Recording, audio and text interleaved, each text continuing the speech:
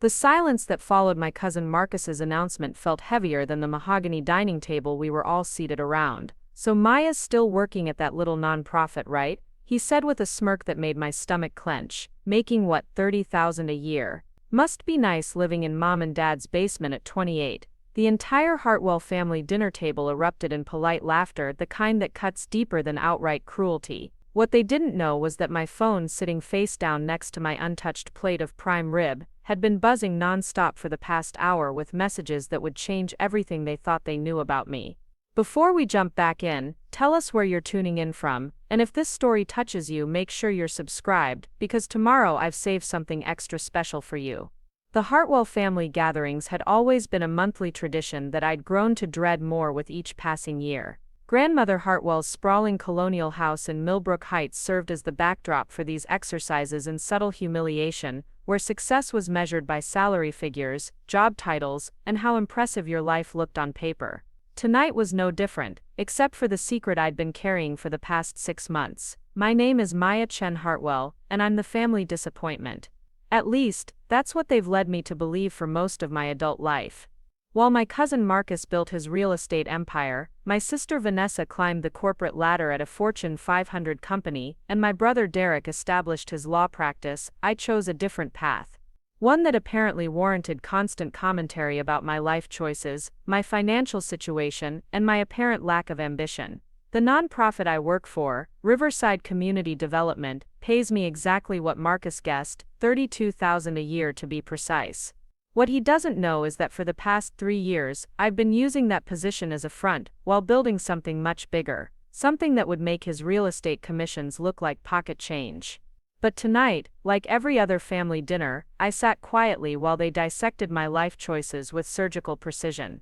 "Maya's always been the dreamer in the family," my father Robert Hartwell said while cutting his steak with movements so precise they could have been choreographed. "Remember when she wanted to be a marine biologist? Then it was journalism, then social work. Never could stick to anything practical." His words carried the weight of decades of disappointment, delivered in the measured tone he used in his role as senior partner at Hartwell, Morrison and Associates, the prestigious law firm that had been in our family for 3 generations. My mother, Patricia, dabbed her lips with her napkin before adding her own commentary. "Well, at least she's finally found something stable, even if it's not particularly lucrative. Community service is admirable, I suppose, though it doesn't exactly set one up for financial independence." The backhanded compliment landed exactly as intended, drawing nods of agreement from around the table. Aunt Rebecca, Marcus's mother and my father's sister, leaned forward with the expression of someone about to deliver what she considered helpful advice. "You know, Maya, Marcus could probably find you something in his company. Maybe start you in administration, work your way up. It's never too late to get serious about your career." The suggestion hung in the air like smoke, implying that my current work wasn't serious, wasn't valuable, wasn't worth the decade of experience I'd gained in community development and urban planning. I forced a smile and reached for my water glass, using the movement to check my phone discreetly. 17 missed calls, 43 text messages, and 12 emails, all marked urgent. My heart raced as I recognized several of the phone numbers, including one from Washington, D.C., that made my palms sweat just looking at it. But I couldn't respond, not yet, not while trapped in this monthly ritual of diminishment. "The thing about Maya," Derek interjected, setting down his wine glass with authority that came from years of courtroom experience, "is that she's never understood the value of networking. Success isn't just about doing good work, it's about who you know, who recognizes your value. Working at some community center in the wrong part of town doesn't exactly put you in contact with people who can advance your career." The wrong part of town. Riverside was indeed on the other side of the tracks from Millbrook Heights, where most of my family lived in their manicured suburban bubble. What they didn't understand was that Riverside was exactly where I needed to be, where the real work of urban transformation was happening, where the projects I'd been secretly developing were taking root. Vanessa, my older sister who'd always been held up as the golden child, offered her own perspective. "I keep telling Maya she should consider going back to school, maybe get an MBA. With her background in social services, she could transition into corporate social responsibility at a major company. At least then she'd have a real salary, benefits, a retirement plan." The way she emphasized real salaries made it clear what she thought of my current compensation. Grandmother Hartwell, the matriarch who'd built the family's reputation through decades of careful social positioning, spoke from her position at the head of the table.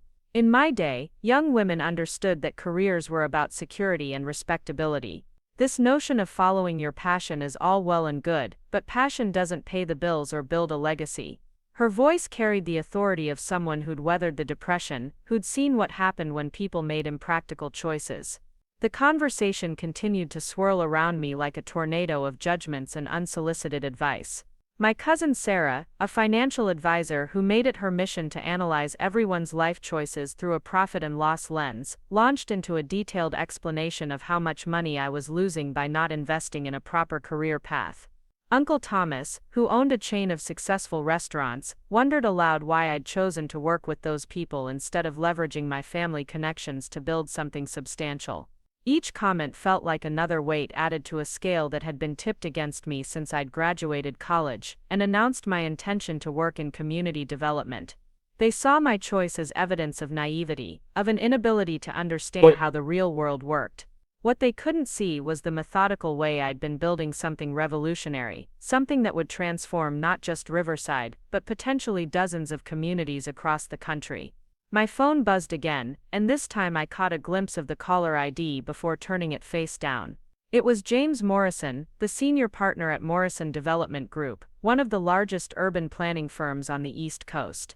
We'd been working together on something that had started as a small pilot program and had grown into something that was attracting attention from federal agencies, private investors, and municipal governments across 3 states.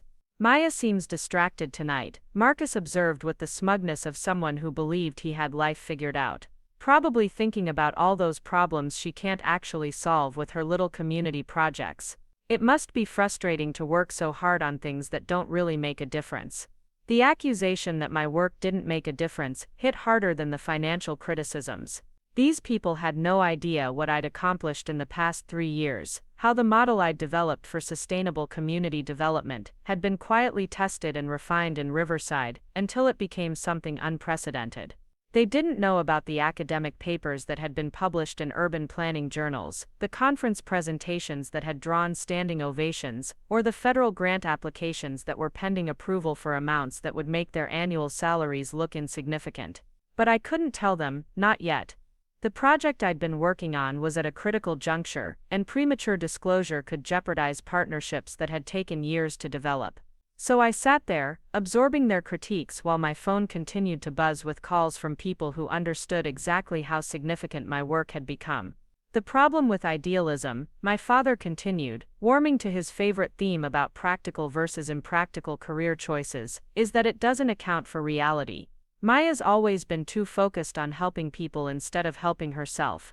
Admirable perhaps, but ultimately self-defeating."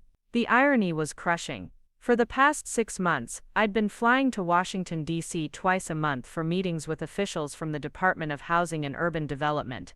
The sustainable community development model I'd pioneered in Riverside had caught the attention of federal policymakers who were looking for scalable solutions to urban renewal challenges. The initial pilot program had exceeded every projected outcome, generating economic growth, reducing crime rates, improving educational outcomes, and creating sustainable jobs at rates that had never been achieved in similar communities.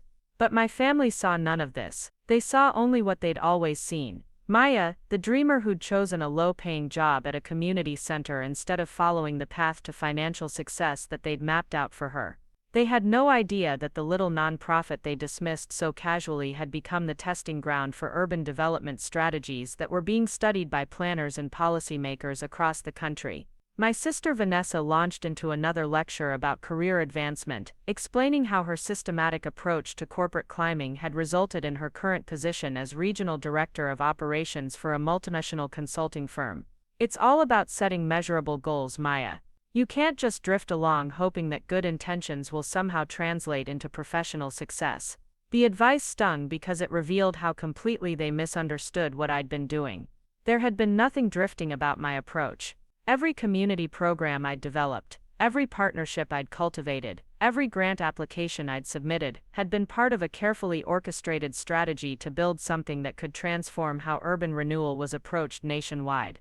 The measurable goals Vanessa talked about were exactly what I'd been achieving, just on a scale and timeline that my family couldn't comprehend. Marcus decided to pile on with his own version of helpful guidance.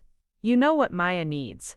A mentor, someone successful who can show her how to think bigger, how to leverage opportunities. The problem with working in that environment is that everyone around you has the same limited mindset. Limited mindset.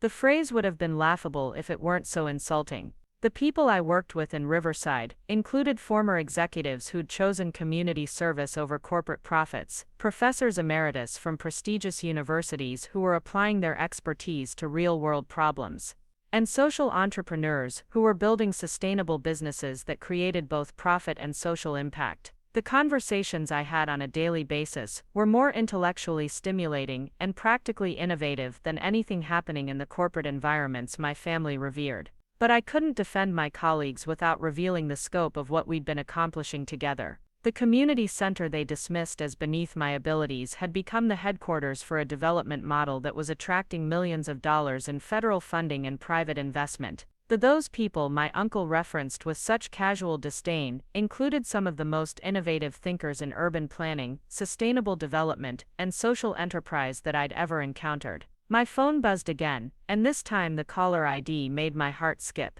It was Dr. Elizabeth Warren from the Federal Reserve Bank, calling about the economic impact study that had been commissioned to analyze the results of our Riverside pilot program. The study had been in progress for 8 months, measuring everything from employment rates and property values to crime statistics and educational outcomes. The preliminary results had been so promising that the Fed was considering recommending our model for federal funding that could scale it to communities across the entire Midwest region. Maya dear, you're not eating, Grandmother Hartwell observed, her voice carrying the subtle reproof that meant she'd noticed my distraction. I hope you're not letting work stress interfere with your health. Though I suppose there can't be that much pressure in your line of work. Not much pressure. If only she knew about the conference call I'd participated in 3 days earlier with officials from 4 different federal agencies, all wanting to understand how our community development model had achieved economic growth rates that exceeded those of enterprise zones with 10 times our initial investment. If only she knew about the private equity firms that had been calling, wanting to license our methodology for application in communities across the country. The conversation shifted to Derek's latest courtroom victory, and I found myself retreating into the familiar role of quiet observer, while my more successful siblings dominated the discussion. This was the family dynamic that had shaped my entire adult life. Sit quietly while others talked about their achievements, absorb criticism about your choices, and accept that your path was somehow less valid than theirs. What made it particularly difficult was that I genuinely loved my family, despite their inability to understand or support my choices. I knew they saw their criticism as helpful guidance, their dismissal as realistic assessment. They weren't intentionally cruel, just limited in their ability to envision success that didn't fit their narrow definitions. My father launched into a story about a case his firm had won, involving a real estate development dispute that had resulted in a multi-million-dollar settlement. As he described the legal strategies and financial implications, I found myself thinking about the parallels to my own work. The community development projects I'd been overseeing involved just as much legal complexity, just as much financial sophistication, and significantly more social impact than the corporate law his firm practiced. But there was no way to make that comparison without revealing information I wasn't ready to share. The legal frameworks I'd helped develop for community land trusts, the financial models I'd created for sustainable development funding, the policy recommendations I'd drafted for municipal governments, all of it remained invisible to my family because it didn't fit their understanding of what meaningful work looked like.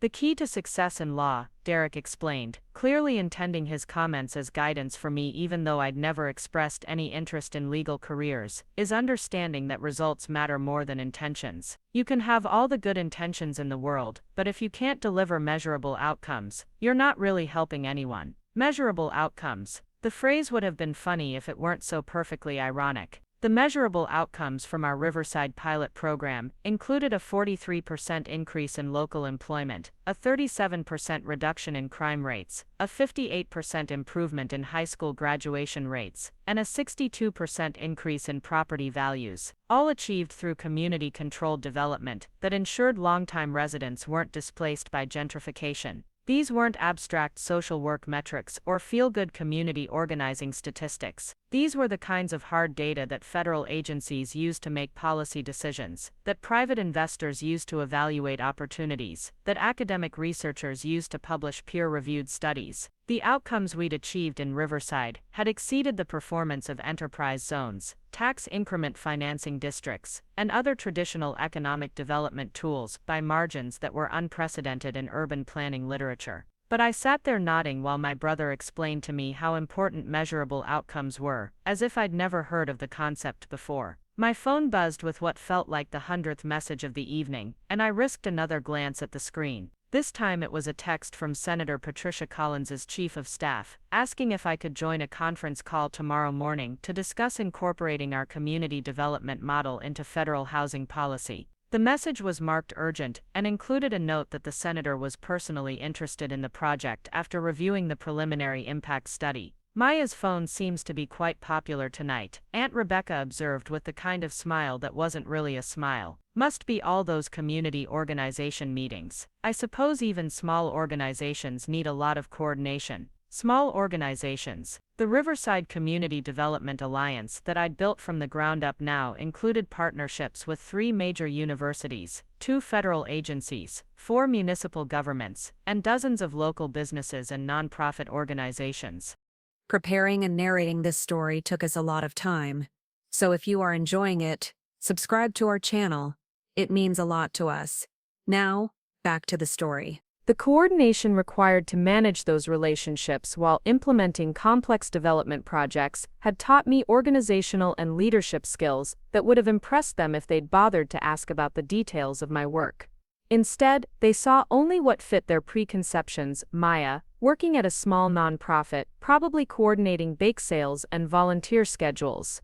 The reality that I was managing multi-million-dollar development projects with timelines that stretched across multiple years and outcomes that were being measured by federal agencies remained invisible to them. The dinner conversation moved on to Vanessa's recent promotion, which came with a significant salary increase and additional stock options. As she described her new responsibilities managing operations across 17 states, I found myself calculating the budget I'd been responsible for in the past year. The federal grants, private foundation funding, municipal partnerships, and business development initiatives I'd managed totaled more than Vanessa's entire division's annual revenue, but there was no appropriate way to make that comparison without sounding defensive or revealing confidential information. Success is really about positioning yourself for opportunities, Vanessa explained, clearly offering wisdom she thought I needed to hear. You have to be strategic about building relationships with people who can advance your career.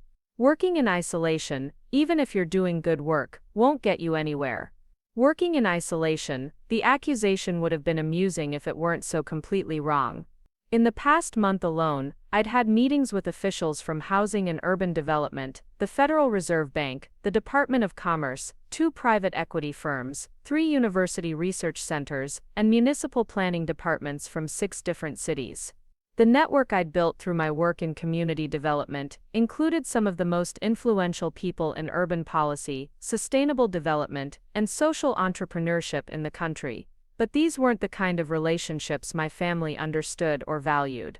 They couldn't see the significance of being on a first-name basis with federal policy directors, or having private equity partners seek out my advice on community development investments, or being invited to present research findings at conferences where attendance was by invitation only. My phone buzzed again, and this time the caller ID made me nearly drop the device. It was Michael Harrison, the director of Harrison Development Group, the largest sustainable development firm in the country. We'd been in negotiations for 3 months about licensing our community development model for implementation in cities across the Southeast region. The licensing deal alone would be worth more money than my family's combined annual salaries, but the real value was in the opportunity to scale our approach to communities that desperately needed alternatives to traditional development models that prioritized profit over people. "Maya, you really should put that phone away during dinner," my mother said with the patient tone she used when she thought she was teaching me basic social skills. "It's rude to be constantly checking messages when we're having family time together." Family time that consisted primarily of analyzing my life choices and finding them wanting. I turned the phone face down again and tried to focus on the conversation, which had moved on to Marcus's latest real estate acquisition. As he described the commercial property he'd purchased and his plans for development, I found myself thinking about the community land trust model we'd implemented in Riverside, which allowed for commercial development while ensuring that longtime community members retained ownership and control. The differences in our approaches were stark. Marcus bought properties with the goal of maximizing return on investment, often displacing existing businesses and residents in the process. The model I'd developed prioritized community ownership and control, ensuring that development strengthened rather than disrupted existing social and economic networks. His approach generated impressive short-term profits for individual investors. Our approach created sustainable long-term value for entire communities, while still producing strong financial returns. But there was no way to make these comparisons without revealing the scope of what I'd been working on, and the timing wasn't right for that conversation. So I listened while Marcus described his success in terms that my family understood and appreciated, while my own achievements remained invisible and unacknowledged. "The thing about real estate," Marcus continued, clearly enjoying the opportunity to demonstrate his expertise, "is that it's all about location and timing. You have to be able to see potential where others see problems, and you have to be willing to take calculated risks to capitalize on opportunities." Seeing potential where others see problems, the description perfectly captured what I'd been doing in Riverside for the past 3 years. The community that my family dismissed as the wrong part of town was exactly where I'd seen the most potential for innovative development approaches. The problems that traditional developers avoided, disinvestment, demographic complexity, regulatory challenges, were exactly what made Riverside the perfect testing ground for sustainable development strategies. But I couldn't explain this without sounding like I was competing with Marcus, and competition wasn't what I wanted from this conversation. What I wanted was recognition that my work had value, that my choices had been strategic rather than naive, that my path toward success looked different from theirs, but was no less valid or significant. The evening wore on with more of the same dynamics. Each family member shared updates about their professional achievements, while offering advice about how I could improve my situation. The advice was always well-intentioned, and always based on fundamental misunderstandings about what I was actually doing with my life. By the time dessert was served, my phone had accumulated dozens of additional messages, including 3 more calls from Washington, D.C., 2 from private investment firms, and 1 from the mayor's office in Detroit, where officials were interested in implementing our community development model in neighborhoods that had been struggling with disinvestment for decades. But I couldn't respond to any of them while sitting at this table, listening to my family dissect my life choices with surgical precision. I couldn't explain that the calls I was missing were more significant than any business deals they'd closed, that the opportunities I was managing were more complex than any corporate projects they'd overseen, that the impact I was having on communities and families was more meaningful than any professional achievements they'd accumulated. All I could do was sit there, smile politely, and wait for the evening to end so I could return the calls that were piling up from people who understood exactly how significant my work had become. As the evening drew to a close, and family members began gathering their coats and purses, I felt the familiar mixture of relief and frustration that always followed these gatherings. Relief that I could stop pretending their criticism didn't hurt, and frustration that I couldn't share the truth about what I'd been building. The secret I'd been carrying for months was becoming heavier with each passing day, especially as the recognition for my work continued to grow, from sources my family would never expect. Walking to my car in the cool October air, I finally had a moment to check the messages that had been accumulating throughout the dinner. The first call I returned was to Dr. Warren at the Federal Reserve Bank, who answered on the first ring despite the late hour. "Maya, thank God you called back. I've been trying to reach you all evening. The preliminary results from the economic impact study are extraordinary. We need to schedule a meeting first thing Monday morning to discuss implementation possibilities at the federal level. Her excitement was palpable even through the phone. Dr. Warren, I'm sorry I couldn't answer earlier. Family dinner, you know how it is. I understand completely, but Maya, you need to understand what we're looking at here. The economic growth metrics from your Riverside pilot program are unlike anything we've seen from community development initiatives. The Federal Reserve Board is recommending your model for a feasibility study that could result in federal funding for nationwide implementation. The magnitude of what she was saying began to sink in as I sat in my car in my grandmother's driveway, watching my family members drive away in their expensive cars, completely unaware that I'd just received news that would fundamentally change everything they thought they knew about my career trajectory. There's more, Maya. The preliminary study results have been shared with select members of Congress who are working on urban development policy. Senator Collins specifically requested a briefing on your methodology. This could be the foundation for federal legislation. Federal legislation based on work I'd developed in the community, my family dismissed as beneath my abilities. The irony was almost overwhelming. After ending the call with Dr. Warren, I scrolled through the other messages. Michael Harrison from Harrison Development Group had called 3 times, each message more urgent than the last. When I called him back, his first words were, "Maya, we need to move quickly on this licensing agreement. I've had calls from developers in 12 cities asking about your community development model. The demand is unprecedented." The licensing deal we'd been negotiating would give Harrison Development Group the rights to implement our methodology in communities across the Southeast, with guaranteed revenue sharing that would provide funding for expansion to additional regions. The financial terms alone would transform my personal situation overnight, but the real significance was in the potential to impact thousands of families and dozens of communities that were struggling with the same challenges we'd addressed in Riverside.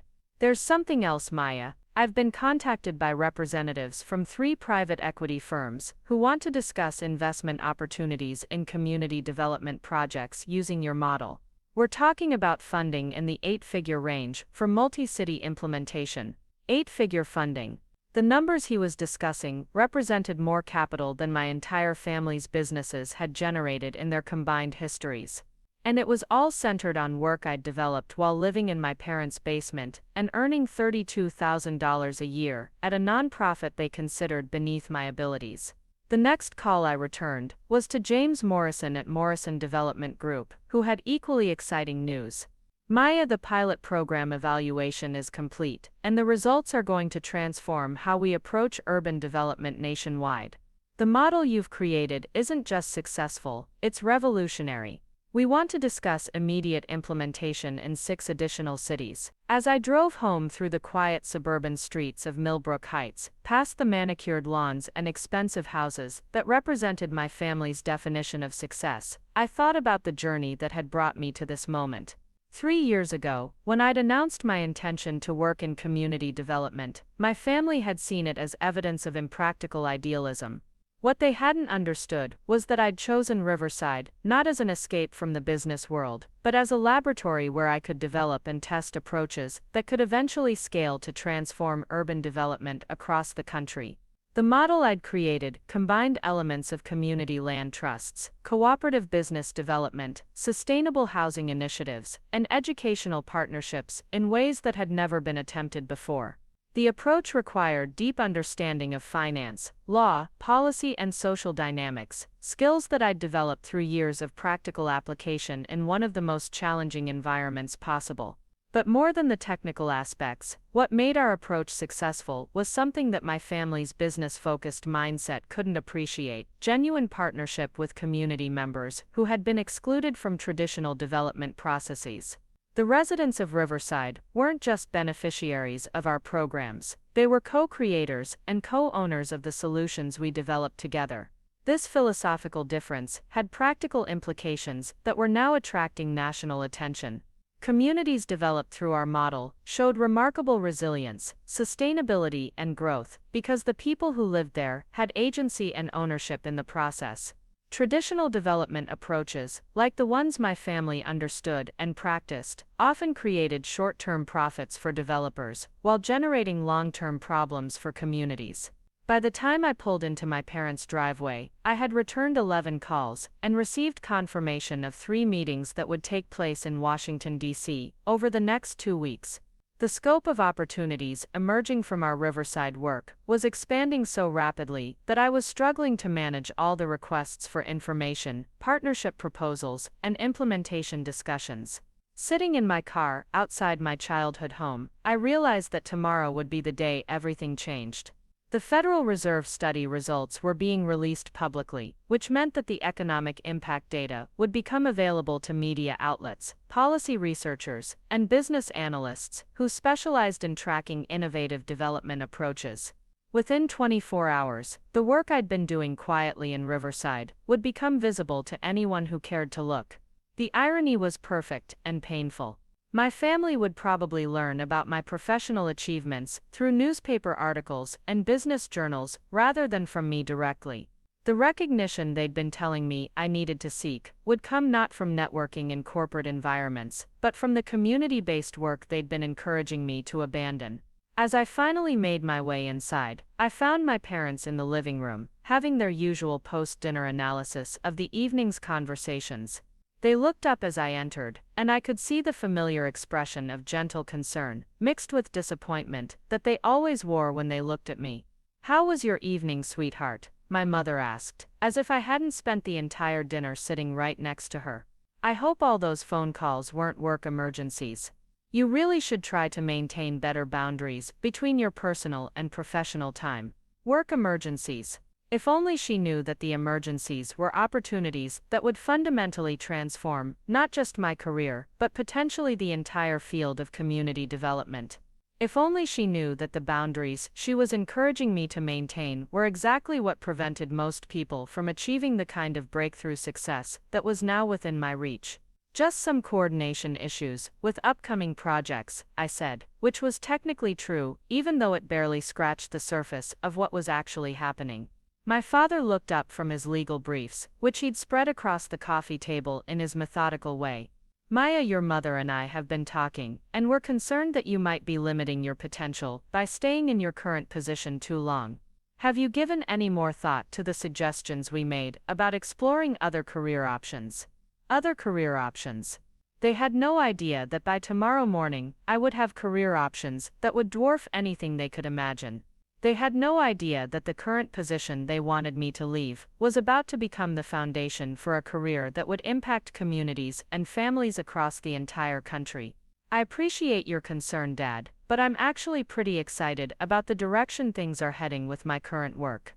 He nodded with the patient expression he used when he thought someone was being naive about practical realities. "Excitement is wonderful, Maya, but you also need to think strategically about building security and recognition. The work you're doing is admirable, but it's not setting you up for long-term success in the way that a more traditional career path would." Long-term success, recognition, security, all the things they'd been telling me I was sacrificing by choosing community development work. All the things that were about to become reality in ways they couldn't imagine. "Tomorrow might bring some interesting developments," I said, trying to keep my voice casual, while my heart raced with the knowledge of what was actually coming. "Well, we hope so, sweetheart," my mother said with the tone she used when she wanted to be encouraging but didn't really believe anything would change. "We just want you to be happy and successful, whatever that looks like for you. Happy and successful." As I climbed the stairs to my childhood bedroom, converted now into a home office, where I managed million-dollar development projects from a desk I'd bought at a garage sale, I thought about how those words would take on completely different meanings over the next few days. The phone calls I'd returned during the drive home had confirmed what I'd been hoping and planning for over the past 6 months. The recognition I'd been building through methodical, community-based work was about to reach a level that would transform not just my personal situation, but potentially the entire approach to urban development policy at the federal level. As I prepared for bed, I thought about tomorrow's family dinner conversation, which would probably include more well-intentioned advice about networking and career advancement. What they wouldn't know was that by the time we sat down for our next monthly gathering, I would have been featured in policy journals, interviewed by business media, and invited to present at conferences where attendance was by invitation only. The secret I'd been carrying was about to become public knowledge, and everything my family thought they knew about my career, my choices, and my potential was about to change forever. The next morning brought October sunshine streaming through my bedroom window, and a phone that had been buzzing since 5:30 a.m. I rolled over to check the first message and immediately sat up straight. It was from Rebecca Martinez, the investigative journalist at the Washington Business Journal, who'd been following federal urban development policy for the past decade. Her text was short but electric. "Maya, the Fed study dropped early. Your phone is about to explode. Call me ASAP." My hands trembling with anticipation, I opened my laptop and navigated to the Federal Reserve Bank's website. There it was, published at 6 a.m. Eastern Time. Revolutionary Community Development Model shows unprecedented economic impact. The study that Dr. Warren and I had discussed the night before was now public knowledge, complete with detailed analysis of the Riverside pilot program and recommendations for federal policy implementation. The data was even more impressive in print than it had been in our private conversations. Economic growth rates that exceeded federal enterprise zones by 300%. Crime reduction statistics that outperformed community policing initiatives by wide margins. Educational outcome improvements that had caught the attention of the Department of Education. Employment figures that demonstrated sustainable job creation in ways that traditional development approaches had never achieved. But it was the final section of the report that made my breath catch. The Federal Reserve Board wasn't just recommending further study of our methodology. They were proposing immediate pilot program expansion to 12 cities across 4 geographic regions, with initial federal funding of $85 million. The report specifically named me as the lead consultant for implementation oversight, recognizing the community development model as the most significant innovation in urban renewal policy in the past 30 years. Before I could fully process the implications, my phone rang. "Doctor," Warren's voice was animated with professional excitement mixed with personal pride. "Maya, I've been fielding calls since the report went live 2 hours ago. The response is unprecedented. The Department of Housing and Urban Development wants an emergency briefing. The mayors of Detroit, Cleveland, and Richmond have all called asking about implementation timelines. And CNN's business desk wants to schedule an interview for this afternoon." CNN, television interviews, federal briefings. The recognition that my family had been telling me I needed to pursue was materializing faster than I could comprehend. "Dr. Warren, this is incredible, but I need to understand what this means practically. What are the next steps?" "The next steps, Maya, are that your life is about to change dramatically. The federal funding alone will require you to establish a consultancy firm to manage the contracts. The licensing opportunities we discussed are multiplying exponentially. By conservative estimates, you're looking at annual revenue in the 7-figure range within 18 months. 7 figures. $1 million annual revenue from work I'd developed while living in my parents' basement and tolerating monthly lectures about my lack of ambition. The contrast was so stark it felt surreal. After ending the call, I spent the next hour returning messages from journalists, policy researchers, municipal officials, and business development specialists who had somehow obtained my contact information overnight. Each conversation revealed new dimensions of the recognition that was building around our Riverside model. The call that changed everything came at 10:15 a.m. It was Helen Morrison, the CEO of Morrison Development Group and daughter of James Morrison, who'd been trying to reach me for weeks about licensing agreements. Her voice carried the kind of controlled excitement that came from identifying a once-in-a-lifetime business opportunity. "Maya, I'm calling from the car on my way to an emergency board meeting where we're discussing immediate partnership opportunities with your organization. The Federal Reserve study has created a situation that requires rapid response if we want to capitalize on the policy momentum." She paused, and I could hear the sound of city traffic through her phone. "I'm prepared to offer you a consulting contract that would make you the highest-paid urban development specialist in the country. But more importantly, we're talking about the opportunity to transform how cities approach community development nationwide." The financial terms she outlined were staggering. A base consulting fee that exceeded my father's annual salary as a senior law partner. Equity participation in development projects that could generate wealth beyond anything my family had ever imagined. Revenue sharing from licensing agreements that would provide ongoing income for decades. But it was the scope of impact that really captured my attention. Implementation in 40 cities across 6 geographic regions. Direct impact on over 200,000 families. Economic development totaling more than $2 billion in community-controlled investment. The numbers represented the kind of systemic change I'd been dreaming about since I'd first started working in community development. There's something else, Maya. We've been contacted by 3 private equity firms and 2 impact investing funds who want to discuss capitalizing a national community development initiative based on your model. We're talking about funding in the 9-figure range for comprehensive urban renewal programs. 9 figures.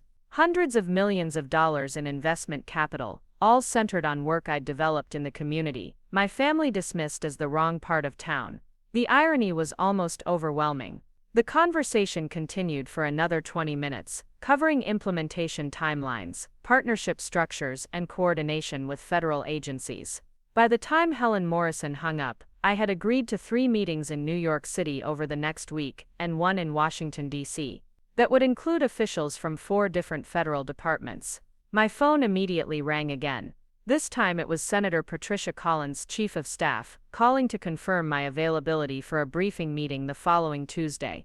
The senator had apparently read the Federal Reserve study over breakfast and wanted to discuss incorporating our methodology into comprehensive housing policy legislation that was being developed for the next congressional session. Ms. Chen Hartwell, the senator is particularly interested in the community ownership aspects of your model. The preliminary data suggests that your approach addresses gentrification concerns while still generating significant economic growth. This could be the foundation for bipartisan housing policy that we haven't seen in decades. Federal legislation based on my work, congressional briefings, policy impact at the national level. These were the kinds of professional achievements my family claimed required connections and networking in corporate environments, yet they were emerging from the community-based work they'd been encouraging me to abandon. The morning continued with a cascade of calls and emails that revealed the extent to which our Riverside model was capturing attention from policymakers, business leaders, and media organizations. The Washington Post wanted to assign a reporter to write a feature story about community-controlled development. Harvard Business School was requesting case study materials for their urban policy curriculum. The MacArthur Foundation had sent an inquiry about nominating our project for their annual award for innovative solutions to social challenges. Each contact represented recognition and opportunities that my family would understand and respect, yet all of it was emerging from work they'd consistently characterized as impractical idealism. The vindication was intoxicating, but it was also complicated by the knowledge that I still had to navigate family relationships that were built on fundamental misunderstandings about my choices and capabilities. Around noon, my mother knocked on my bedroom door with a concerned expression that I recognized from decades of similar interruptions. "Maya, sweetheart, you've been on the phone all morning. Are you having problems at work? I heard you mention something about meetings in New York. You're not in some kind of trouble, are you?" The question revealed so much about how she perceived my professional life. The idea that multiple phone calls and travel requirements might indicate success rather than problems hadn't occurred to her. In her understanding of the world, my job was simple and small scale, so complexity and urgency suggested crisis rather than opportunity. "No trouble, Mom. Actually, things are going really well with the projects I've been working on. There might be some opportunities for expansion." She sat on the edge of my bed with the patient expression she used when she thought she needed to provide guidance about practical realities. "Maya, I hope you're not getting your hopes up too much about these opportunities. Sometimes organizations make promises about growth and advancement that don't materialize. I'd hate to see you disappointed." Her concern was genuine, but it was based on such complete misunderstanding of what was happening that I didn't know how to respond. The opportunities I was managing weren't promises from my current employer about potential advancement. They were concrete offers from organizations and agencies that operated at the highest levels of national policy and business development. "I appreciate your concern, Mom, but I think these opportunities are pretty solid." "Well, just be careful not to make any decisions too quickly. Your father and I were talking this morning about the possibility of reaching out to some of our professional contacts who might be able to help you find something more stable. Robert Morrison at Morrison Development Group is a client of your father's firm, and he might be willing to meet with you about entry-level positions. Morrison Development Group.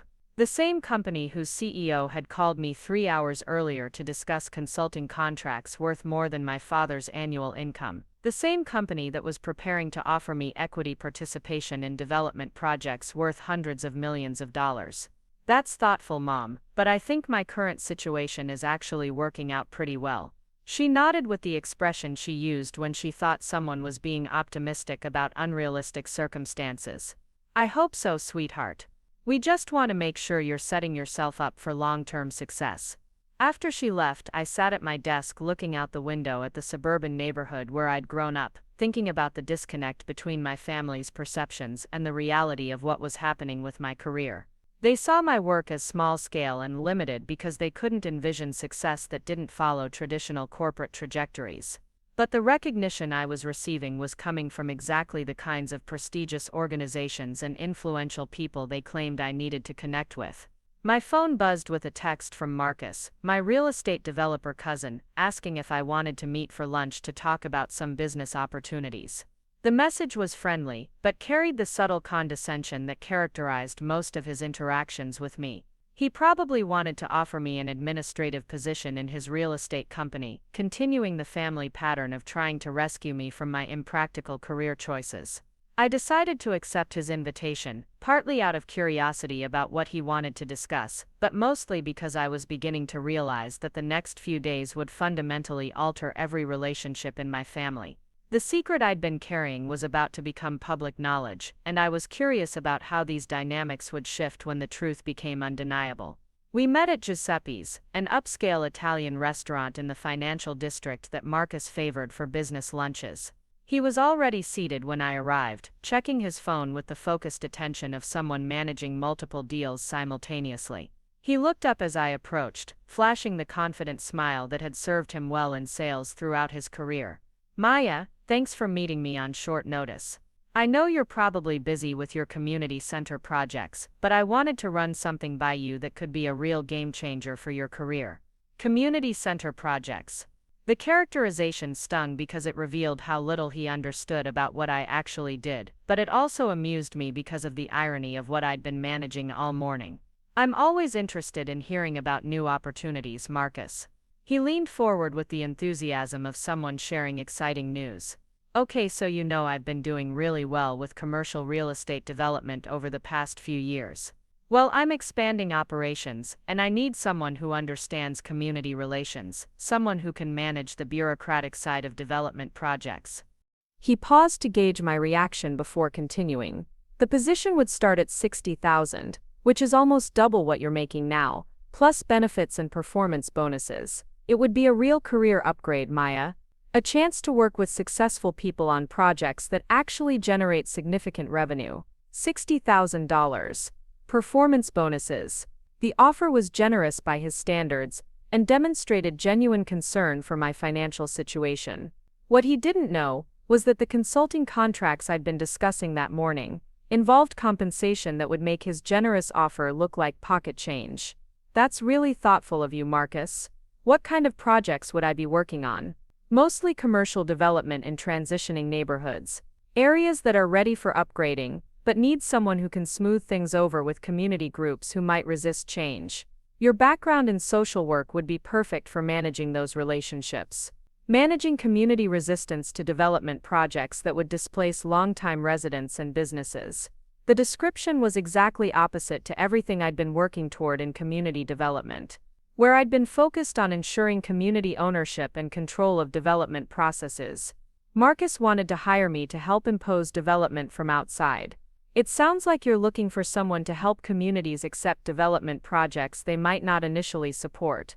Exactly, someone who speaks their language, who can explain the benefits of economic progress. A lot of these community groups get stuck in the past, resisting changes that would actually improve their neighborhoods. They need someone they trust to help them understand why development is good for everyone. The conversation continued for another 20 minutes, with Marcus explaining his vision for profitable development projects that would transform underutilized urban areas into commercial districts that could attract suburban consumers and businesses. His approach was methodical and financially sound, but it was also exactly the kind of development that displaced communities rather than strengthening them. So what do you think, Maya? Ready to start working on projects that can actually make a difference in people's lives? The question was loaded with assumptions about what kind of impact was meaningful and valuable. In Marcus's worldview, development projects that generated profit and attracted business investment were automatically beneficial for communities. The possibility that residents might have different definitions of improvement, or that they might prefer community-controlled development that prioritized their needs and values, hadn't occurred to him. It's definitely an interesting opportunity, Marcus. Can I think about it for a few days? Of course, but don't think too long.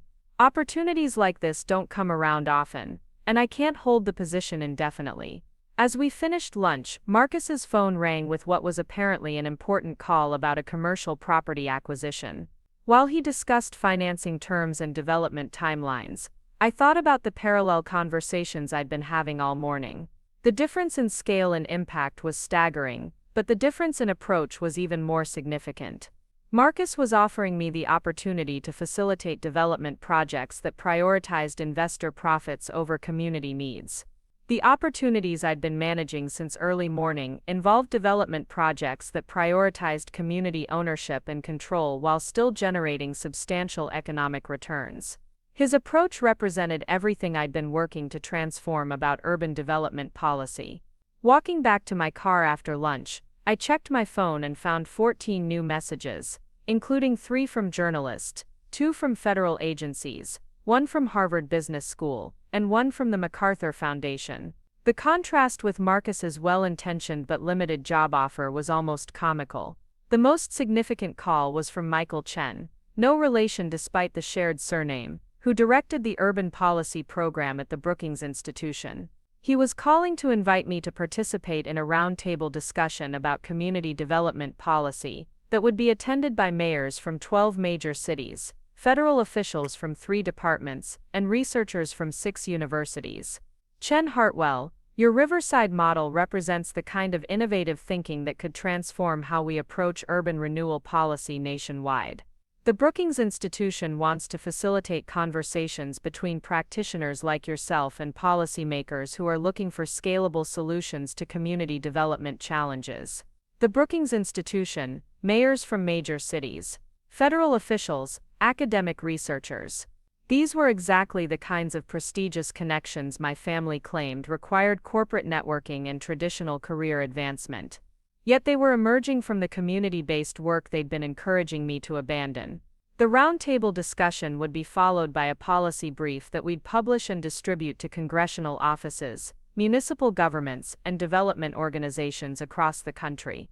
Your work would become the foundation for policy recommendations at the federal level. Federal policy recommendations, congressional distribution, national impact. The recognition I was receiving was exceeding anything my family's traditional career paths had achieved, yet it was all emerging from work they considered beneath my abilities. After ending the call with Michael Chen, I sat in my car in the parking lot outside Giuseppe's, looking at the glass towers that house the law firms, investment companies, and corporate headquarters that my family considered the pinnacle of professional success. The irony was overwhelming. The recognition and opportunities I was receiving were more prestigious than anything happening in those buildings, yet they were all emerging from work in communities that people like Marcus and my parents dismissed as problematic or undesirable. My phone rang again. This time it was Janet Williams, the program officer at the Ford Foundation who oversaw urban development initiatives. Her voice carried the kind of controlled excitement that suggested significant news. Maya, I'm calling because the Ford Foundation Board has been reviewing the Federal Reserve study results, and we're prepared to make an immediate grant offer for national expansion of your community development model. She paused and I could hear papers rustling in the background. We're talking about a 3-year grant in the amount of $12 million, with the possibility of renewal based on outcomes. This would be the largest community development grant the Ford Foundation has ever awarded. $12 million. the largest grant in Ford Foundation history. The numbers were so significant that I had trouble processing their practical implications. With that level of funding, I could establish a national organization that would implement community-controlled development projects in dozens of cities simultaneously. There would also be significant media attention associated with a grant of this magnitude. The Foundation's communications team would coordinate interviews with major publications and news outlets. Your work would receive national recognition as a breakthrough in community development policy. National media attention. Major publications. Recognition as a breakthrough in policy innovation.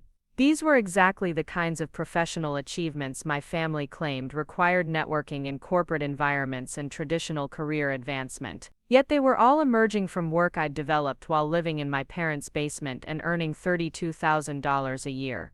The conversation continued for another 15 minutes, covering implementation timelines, evaluation metrics, and coordination with federal agencies. By the time Janet Williams hung up, I had agreed to a conference call the following day that would include Ford Foundation board members, federal officials, and municipal planning directors from 6 cities. As I drove home through the suburban streets of Millbrook Heights, I thought about how dramatically my life was about to change. The grant funding alone would require me to establish a national organization with multiple offices, dozens of employees, and operational budgets that exceeded the annual revenues of most companies in our small city. But more than the practical changes, I was anticipating the psychological shift that would occur when my family finally understood the scope of what I'd been building. The monthly dinner conversations about my lack of ambition and need for career guidance would become impossible to maintain when my work was being featured in national media and funded by prestigious foundations. The recognition I was receiving validated every choice I'd made over the past 3 years. The community-based approach my family had dismissed as impractical idealism was being recognized by federal agencies,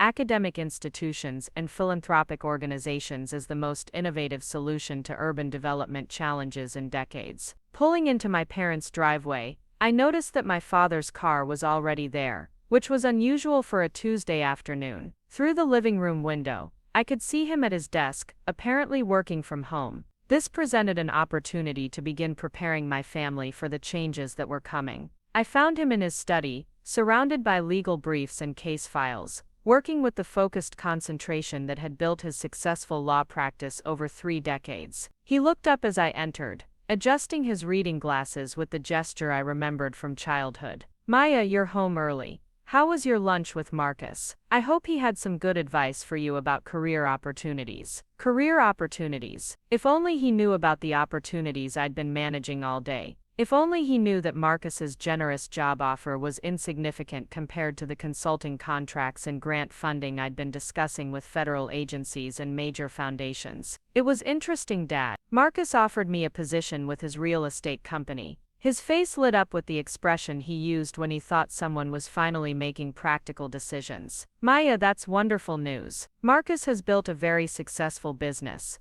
and working with him would give you exposure to professional development opportunities that could really advance your career." Professional development, career advancement. The words carried particular irony given the day's conversations with federal officials and foundation program officers. "Actually, Dad, I think I might have some other opportunities that could be interesting too." "Other opportunities?" "Maya, I hope you're not turning down a solid offer like Marcus's for some vague possibility that might not materialize. Sometimes you have to be practical about career decisions." His concern was genuine, but it was based on such complete misunderstanding of my situation that I felt momentarily dizzy. The opportunities I was managing weren't vague possibilities. They were concrete offers from organizations that operated at the highest levels of national policy and business development. "The opportunities I'm considering are actually pretty concrete, Dad. In fact, there might be some media coverage about my work in the next few days." He leaned back in his chair with the patient expression he used when he thought someone was being overly optimistic about unrealistic circumstances. "Maya, I don't want to discourage you, but you need to be careful about getting your hopes up. Media coverage of small community organizations is usually pretty limited, and it doesn't necessarily translate into career advancement. Small community organizations, limited media coverage. The characterizations revealed how completely he misunderstood what was happening with my work. The media coverage I was anticipating included interviews with CNN, feature stories in the Washington Post, and policy analysis in Harvard Business Review. The scope of attention was exceeding anything that had ever been generated by his law practice or any other professional achievement in our family's history. I think this might be a little different from typical community organization coverage, Dad. Well, I hope so, sweetheart. We all want you to be successful and recognized for your hard work. I just want to make sure you're being realistic about what that recognition might look like. Realistic about recognition. As I left his study and climbed the stairs to my bedroom office, I thought about how surreal the next few days were going to be. My family's understanding of success and recognition was about to be fundamentally challenged by the reality of what I'd accomplished through community-based work they'd consistently dismissed. The evening brought additional calls from journalists, policy researchers, and business development specialists who had obtained my contact information through various professional networks. Each conversation revealed new dimensions of the attention that was building around our Riverside model and its implications for urban development policy nationwide. The call that ended my day came from Rebecca Martinez at the Washington Business Journal, who had been tracking the story since the Federal Reserve study was released that morning. Her voice carried the excitement of a journalist who recognized a significant story in its early stages. Maya, I've been covering federal urban development policy for 10 years, and I've never seen anything generate this level of immediate response from policymakers, business leaders, and academic researchers simultaneously. Your community development model is becoming the foundation for policy discussions that could reshape how cities approach urban renewal. She paused and I could hear the sound of a keyboard clicking in the background. I want to write a comprehensive feature story about your work and its implications for national policy. This could be the kind of recognition that establishes you as the leading voice in community development innovation. Leading voice in community development innovation. Recognition at the national level. Policy implications that could reshape urban renewal approaches nationwide. These were exactly the kinds of professional achievements my family claimed required corporate networking and traditional career advancement, yet they were all emerging from work I'd developed while living in their basement and tolerating monthly lectures about my lack of practical ambition. As I prepared for bed that night, I realized that tomorrow would bring the beginning of a transformation that would fundamentally alter every relationship in my family. The secret I'd been carrying was becoming public knowledge, and everything they thought they knew about my career, my choices, and my potential was about to change forever. The monthly family dinner conversations about my need for guidance and career direction would become impossible to maintain when my work was being recognized at the highest levels of national policy and business development. The recognition I'd been building through methodical, community-based work was about to reach a level that would validate every choice I'd made over the past 3 years, while challenging every assumption my family had made about success, ambition, and the value of different approaches to professional achievement. The moment of truth arrived at Thursday evening's emergency family gathering, called by my father after he'd received what he described as some very interesting phone calls throughout the day. The entire Hartwell clan assembled in grandmother's formal dining room, their faces wearing expressions that ranged from confusion to barely contained excitement. What they didn't know was that I'd spent the morning in a conference room at Morrison Development Group, signing contracts that would transform everything they thought they understood about my career trajectory. Maya, my father began, his voice carrying the careful tone he used when navigating complex legal territory. I received a call today from Robert Morrison. He mentioned something about federal contracts and consulting agreements that apparently involve you directly. The room fell silent. Every eye turned toward me, and I could see the mixture of skepticism and hope warring across their faces. Marcus leaned forward with the expression of someone trying to solve a puzzle that didn't make sense according to his understanding of the world. Robert Morrison called you about Maya? Vanessa asked, her voice pitched with disbelief. Are you sure he wasn't talking about someone else? Some other Maya Chen Hartwell? My father shook his head slowly. He was quite specific. Mentioned her work in community development and something about federal policy recommendations. Said his company was entering into partnership agreements worth several $1 million. Several $1 million. The The number hung in the air like a challenge to everything they'd believed about my career choices and potential. I watched as family members exchanged glances, trying to reconcile this information with their understanding of my work at a small nonprofit in Riverside. "There must be some mistake," my mother said with the certainty of someone whose worldview was being threatened. "Maya works at a community center. They don't handle million-dollar contracts." Derek's legal training kicked in, and he turned to me with the focused attention he usually reserved for cross-examining witnesses. "Maya, what exactly is your involvement with Morrison Development Group?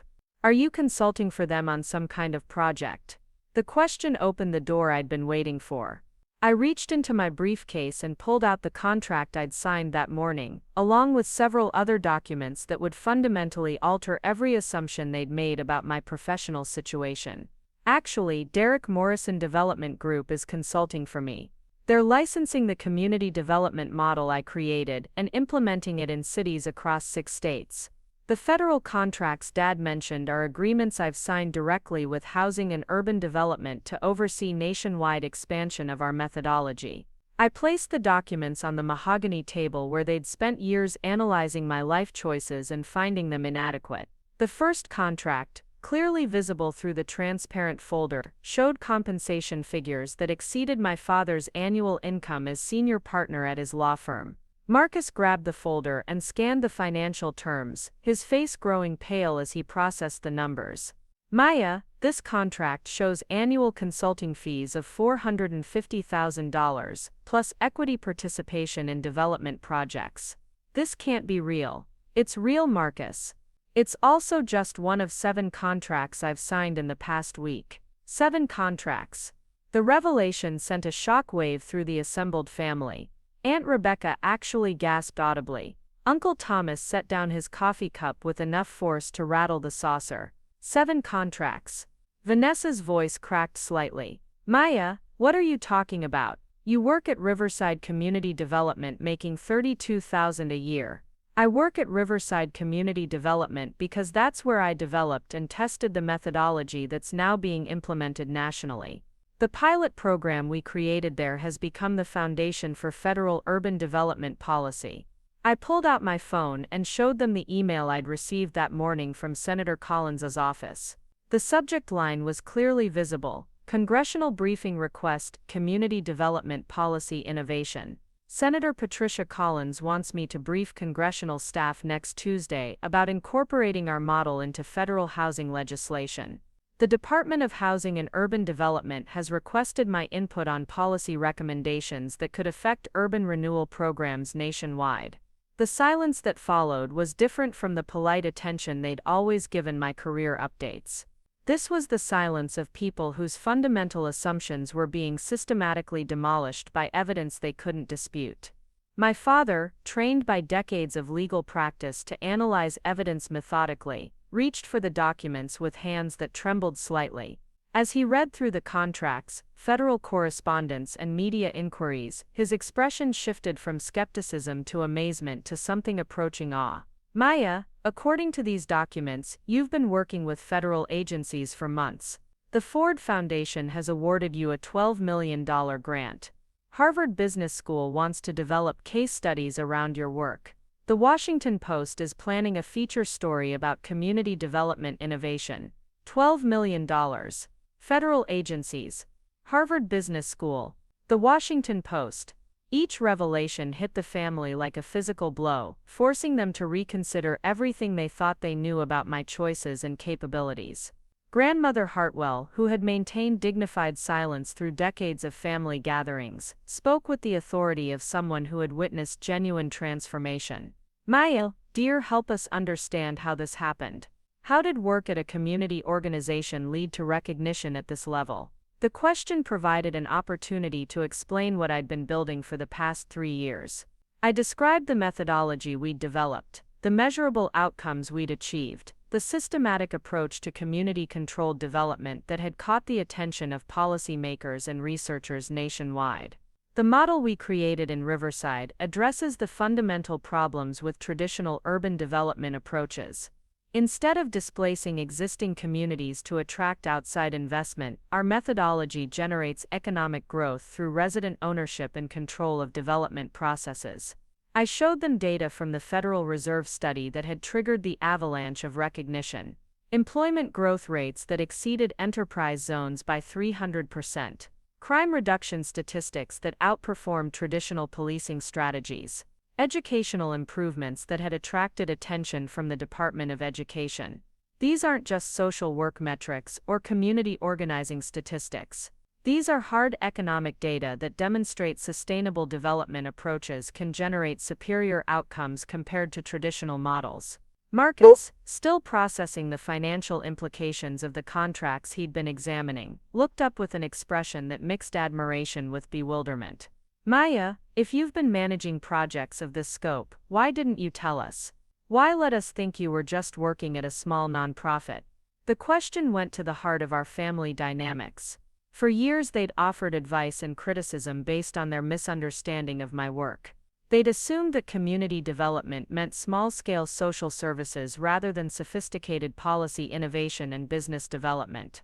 Because every time I tried to explain what I was working on, you interpreted it through your understanding of what community work looked like.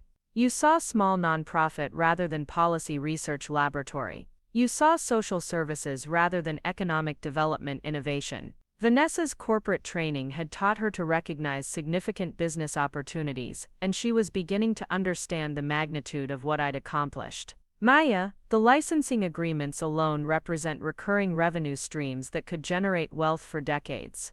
The consulting contracts put you among the highest paid specialists in urban development. This isn't just career success, it's generational wealth creation. Generational wealth creation.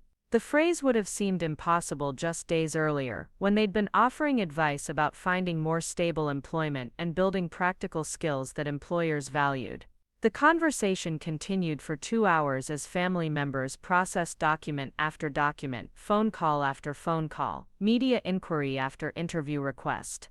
Each piece of evidence forced them to reconsider not just my professional situation, but their entire understanding of success, recognition, and the value of different approaches to career development. The irony, Derek observed with the analytical precision of his legal training, is that Maya achieved exactly the kind of professional recognition we've been telling her she needed to pursue, but she achieved it through the work we've been encouraging her to abandon. The irony was indeed perfect and painful. The networking they'd claimed I needed had emerged from community-based work. The recognition they'd insisted required corporate environments had come from policy innovation developed in the neighborhoods they'd dismissed. The financial success they'd worried I'd never achieve had materialized from work they'd considered impractical idealism. My phone rang during our conversation, and the caller ID showed a number I recognized from earlier discussions. It was Helen Morrison, calling with news that would provide the final demonstration of how completely their assumptions had been wrong. Maya, I'm calling from the airport on my way to Washington for our meeting with federal officials tomorrow. I wanted to give you an update on the partnership proposals we've been receiving. 3 additional private equity firms have submitted funding proposals, and 2 international development organizations want to discuss implementing our model in communities outside the United States. International implementation, private equity funding, federal meetings. The scope of opportunities continued to expand beyond anything my family could have imagined when they'd been offering career guidance just weeks earlier. After ending the call, I looked around the table at faces that reflected a mixture of pride, amazement, and chagrin. The monthly family gatherings that had been exercises in gentle criticism and unsolicited advice would never be the same. There's one more thing, I said, pulling out the final document that would complete their understanding of how dramatically everything had changed. The MacArthur Foundation has nominated our work for their annual award. If selected, it comes with recognition as a breakthrough innovation in social policy and a prize that would fund expansion to communities nationwide. The MacArthur Foundation, Awards for Breakthrough Innovation. National Expansion Funding. The recognition they'd been telling me I needed to seek had materialized in ways that exceeded their most optimistic projections for any career path they'd envisioned for me. As the evening concluded and family members prepared to leave, the conversations were different from any we'd had before. Instead of advice about career advancement and practical decision-making, they asked questions about implementation timelines, policy implications, and coordination with federal agencies. The transformation was complete. The daughter they'd seen as impractically idealistic had become the family's greatest professional success story. The work they'd dismissed as beneath my abilities had generated recognition and opportunities that exceeded anything achieved by their traditional career paths. Walking to my car under the October stars, I realized that the validation I'd been seeking hadn't required abandoning my values or adopting their definitions of success. Instead, it had come from staying true to my vision of community-controlled development while building the evidence and relationships necessary to scale that vision nationally. The monthly family dinners would continue, but they would never again include lectures about my need for practical career guidance. Instead, they would feature updates about federal policy implementation, media interviews, and international expansion opportunities that had emerged from work developed in the community they'd once dismissed as the wrong part of town. The recognition I'd achieved validated every choice I'd made over the past 3 years, while demonstrating that success could be achieved through approaches they'd never considered or understood. The girl they'd worried about had become the woman whose work was reshaping urban development policy at the national level. Up next, you've got 2 more standout stories right on your screen. If this one hit the mark, you won't want to pass these up. Just click and check them out.